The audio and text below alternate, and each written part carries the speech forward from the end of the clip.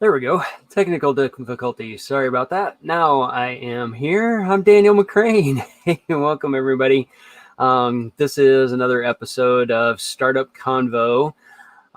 Once again, to introduce myself, my name is Daniel McCrane. I'm the Chief Growth Strategist with McCrane Associates, and I work with small business owners to implement no-cost and low-cost strategies that generate tens of thousands of dollars in revenue and profit without spending money on marketing or advertising. So that's a little bit about who I am and what I do.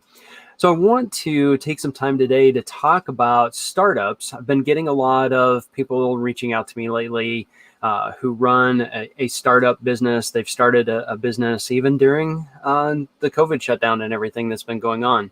People are still starting up new businesses. Now, some people, it's been out of necessity.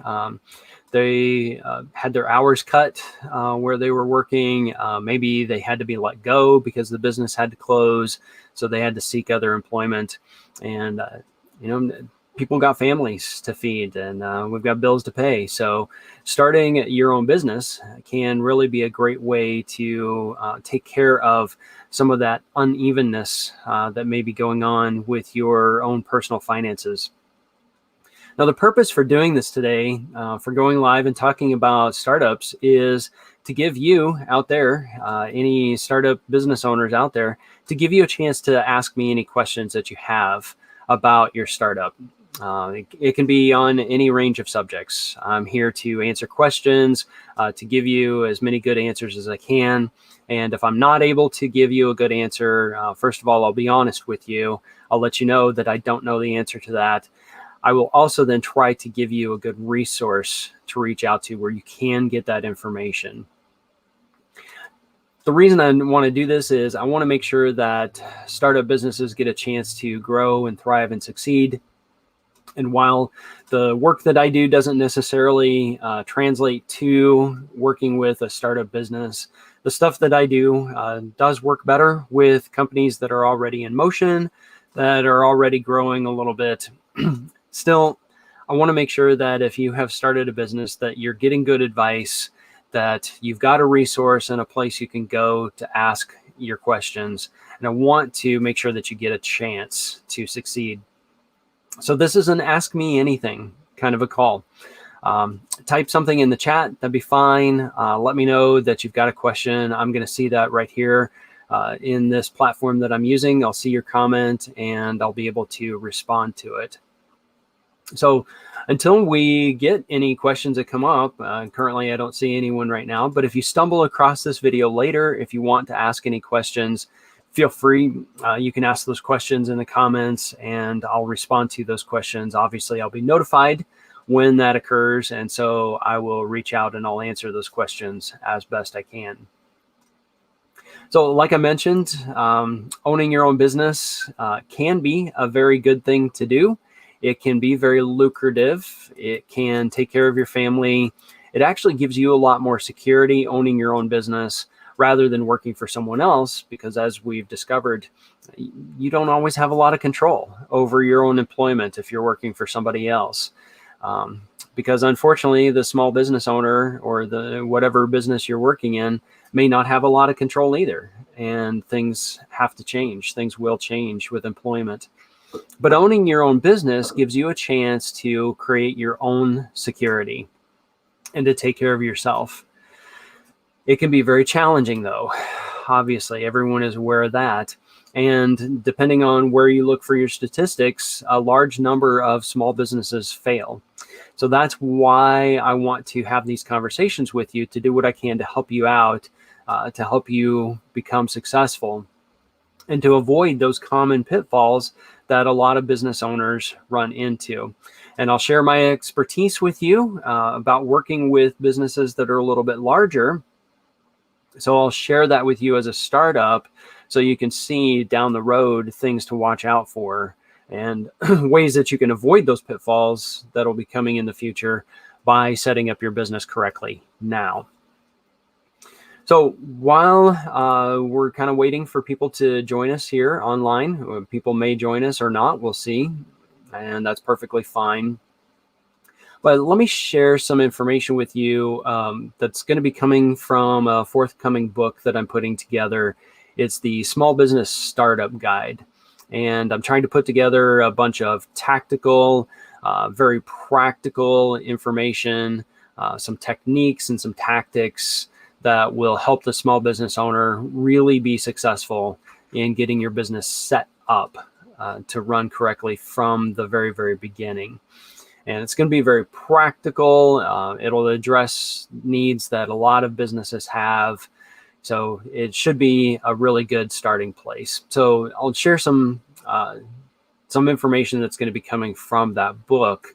And I want to talk a little bit today about some of the mistakes that some new businesses may make that can bring a lot of disaster. Now, the last time I was able to do one of these startup conversations like this, I shared a few other mistakes with you as well. So I want to pick up where we left off with some of those other mistakes and refer back to that other video. You should be able to find it on my YouTube channel or on my Facebook page. I just look for those videos. But some of those mistakes include failing to listen to customers, having weak leadership, hiring the wrong people, and I think we got as far as undercapitalization as well. I think that's as far as we got in this list that I'm looking at right now. So not having enough money, just kind of picking up from right there though, it's good to make sure that you've got some kind of money to get your business up and running, to help out a little bit, to have that capitalization. Maybe that's through loans, maybe that's through some kind of grants, whatever you can put your hands on. Maybe that's your own kind of nest egg that you've put together that you can tap into to get your business running. It's easy to underestimate how much money you're going to need to get your business running. Now, at the same time I say that, it's also very easy to start a business with practically nothing. So that can go either way.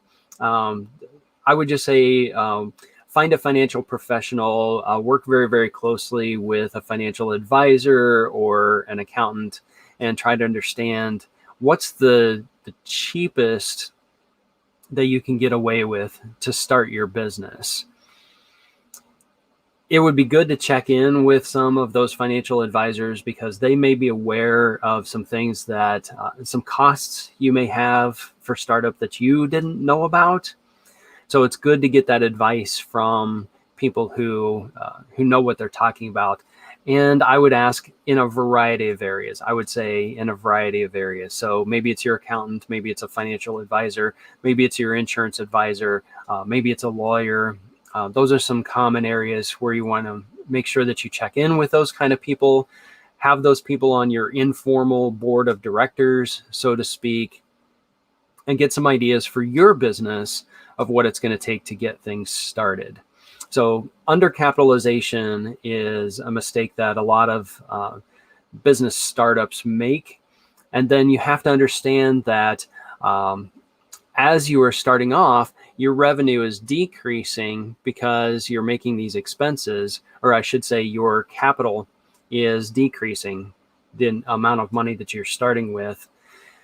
So honestly, this is why I don't work directly with a lot of startups, because you really have just one job and you don't need to hire a coach for this. Okay. Being a business coach, being a business consultant, business strategist, I'm telling you this right now, as a startup company, it's very unlikely that you need to hire someone who does what I do, because you have one job, and that is to make sales, no matter what it is.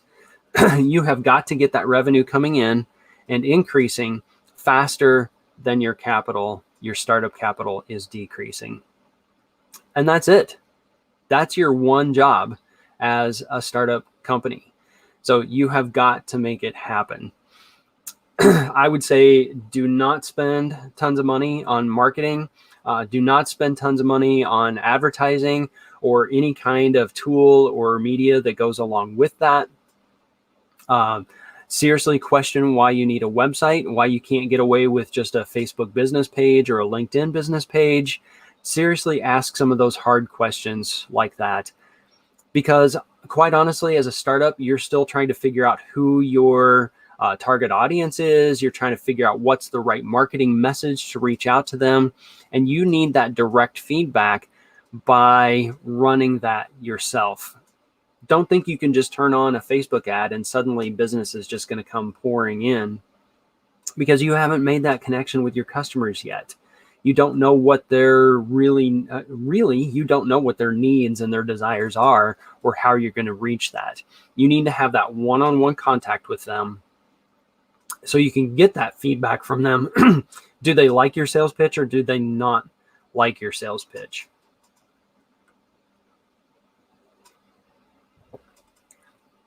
And then what you learn from that interaction can help you come up with better marketing messages going forward. So that's your one job as a startup company. And I kind of got off on a rant there a little bit about capitalization versus making sales. But there you go. Now, the other thing, that being said, another mistake that startups make is they think that they've got their product or they've got their service, and all they have to do is just let everyone know that I'm in business, and suddenly everyone will just come running your direction. So another mistake that small business owners make, and this can be across the board, this can be anybody, this can be a business that's been in business for 20 years, can even make this mistake, is misunderstanding the importance of marketing in your business. So like I said, a lot of times you're a startup, you're really excited, you've got this new product, you've got this service that you're offering, you've got dollar signs in your eyes because you've run some calculations. If you get this many customers, you'll be able to make this much money. Well, marketing is what's going to be necessary to bring those customers into your business. And it is not a secondary part of your business. You need to understand that whatever business you're starting, you're going to sell beaded bracelets on Etsy. I don't know. We'll make something up, right?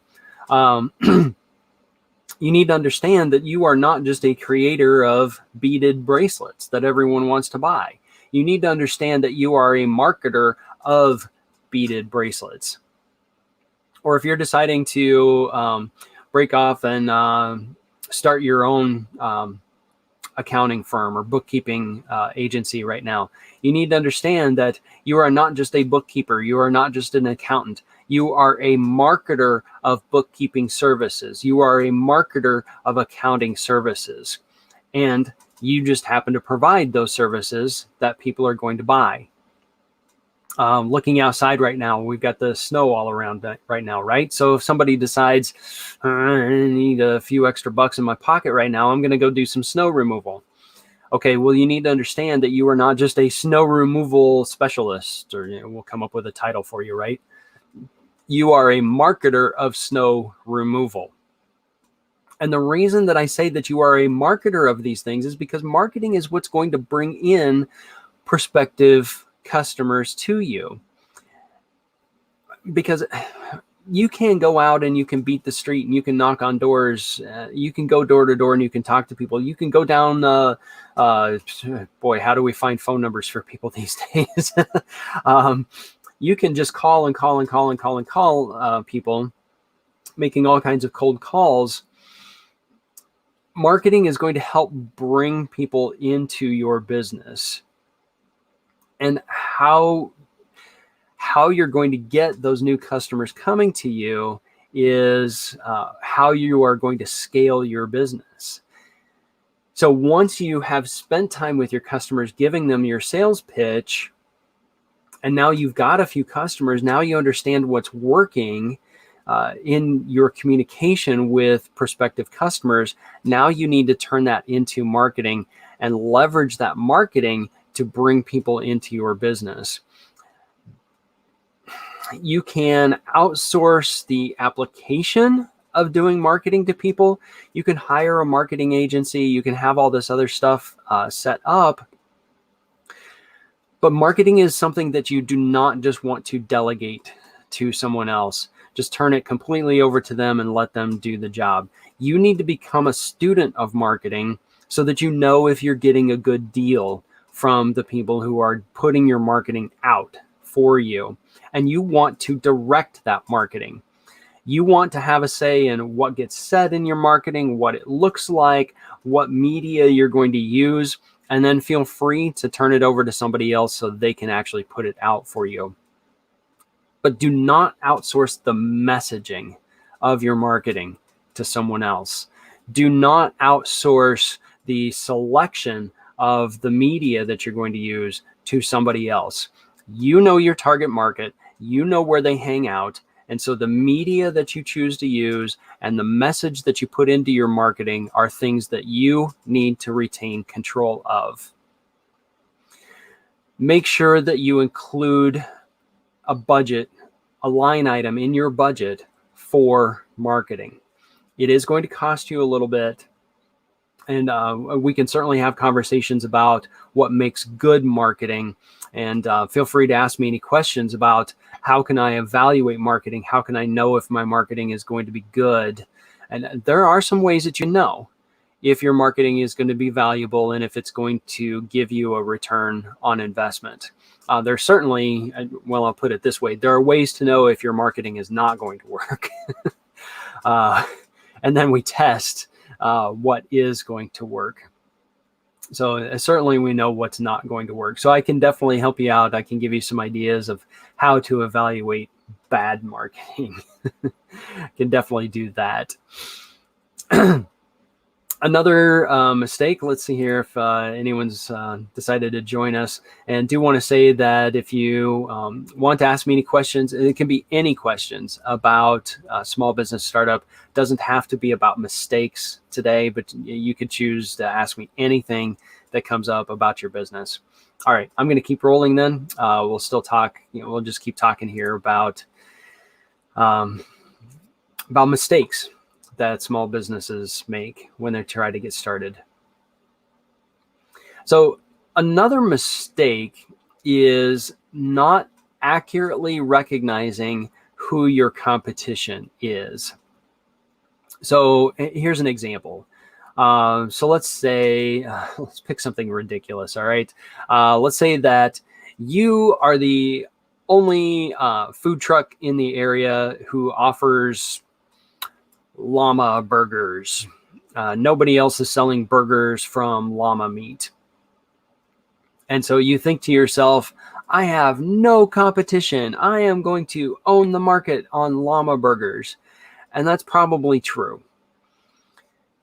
But other llama burger food trucks or restaurants or anyone else who serves llama burgers are not truly your competition. You're also competing with everyone else who offers food. So that could be other food trucks. That's going to be other restaurants. That's going to be the person who packs their lunch at home and brings it with them to work and chooses to eat their lunch. That's your competition. Your competition is not somebody who's just within your niche. Your competition can actually be your entire industry that you're operating in. So you need to then also think about who else is in the same price point as you. So definitely there could be some restaurants that are at a completely different price point than you are, maybe way above where you are. And so you're not operating in the same space that they are, and maybe you aren't any kind of competition. But you need to think about competition in that broader perspective so that you can more accurately position yourself in the market. Now, this is something that I talk about.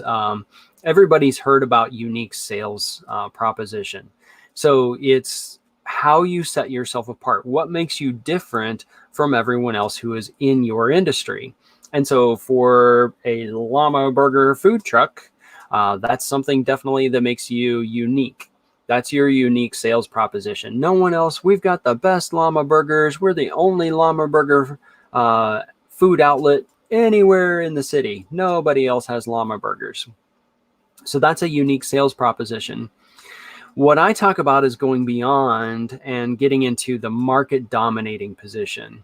And a market dominating position matches your target audience research and your unique sales proposition, puts them together, and it deals with your service and your product delivery model. That's your market dominating position. So that's the point you need to arrive at to accurately address your competition. So what I would recommend you do then is make a list of all of your closest competitors. So this can be people within a geographic area. This could be people who have something similar to what you sell. Those could be some opportunities for your closest competitors. And then think about a way that you can provide your service or your product in a way that will cause your customers to choose you rather than choosing your competitors. Excuse me. So obviously, running a business takes a lot of skills, not just being able to do your thing, not just being able to flip burgers, in this case, in the food truck, but there's more to it. There's more to running a business, and not recognizing those additional skills that are necessary to run a business is another major mistake that startup businesses have. Let me give you some hope, though. There are so many different hats that you have to wear inside your business. There's so many different things that have to be completed, and mistakes are going to be made. All right, let's just own up to it. Let's face it. You are going to make mistakes as you're starting up your business. So let me encourage you, though. You do not have to be perfect at running a business the moment that you decide you are going to run a business.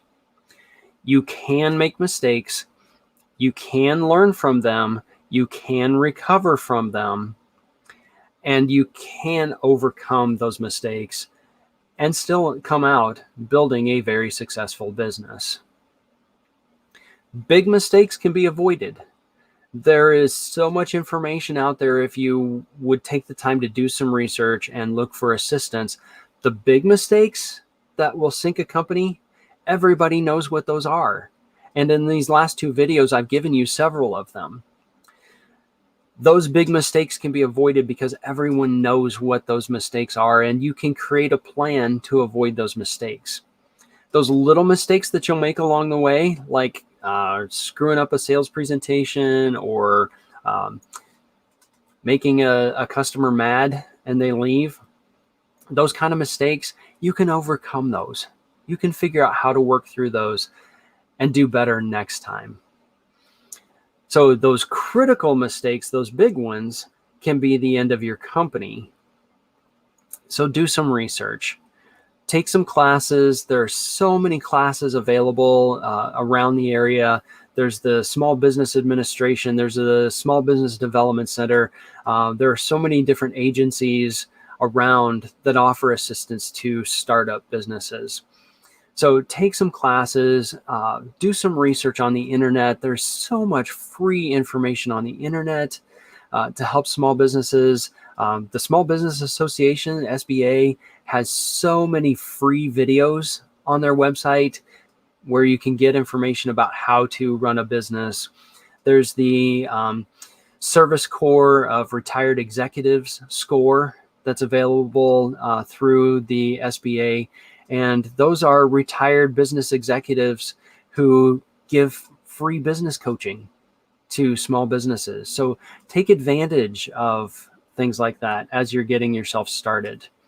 And I'm here just to answer questions and to point to resources that'll help you out. Because quite frankly, if you're just starting a business, you're not ready for assistance from me like that.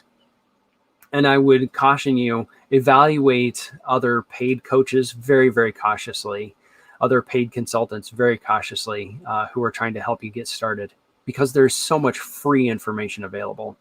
So I'm here to be a resource for you. I'm here to help you get started. And then, someday down the road, maybe then you'll be ready to move up to further assistance from someone.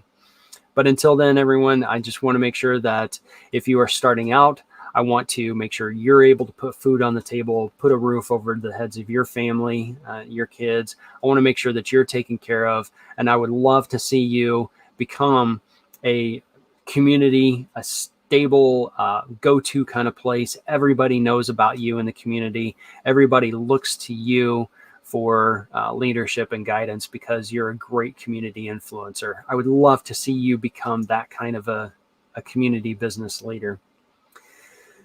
All right. Again, I'll say, make sure that if you've got questions, feel free to add those to comments. I'll be watching for those. I'll be happy to answer those questions for you.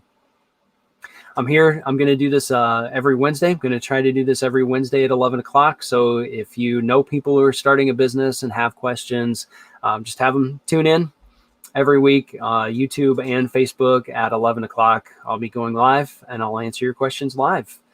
I'll have a topic each week in case we don't get questions. But if you do have questions, I will abandon that topic and make sure that I answer your questions. So have a great day, everyone, and to your success.